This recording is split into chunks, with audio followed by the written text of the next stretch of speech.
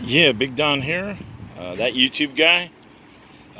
You all know I'm fighting with the gas company. Well, they sent us a shut-off notice yesterday, and still not going to pay them, still fighting them. And I don't care if they like it or they don't like it. See you in court.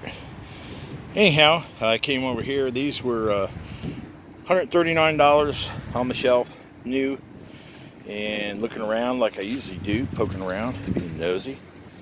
I found these two, and they are $34.75. $34.75. They're not displays. They're brand new in the box, just last year's model. And these extra replacement filters here were 10 bucks a piece.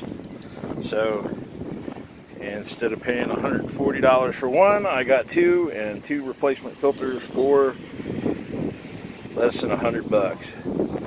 I got these on discount because of my LAR account, pro account here at Lowe's. Beautiful, whatever this is, somewhere in the Ozarks. But yeah, so gas company can kiss my grits. And yeah, another good day here. Thank the Lord. Beautiful day.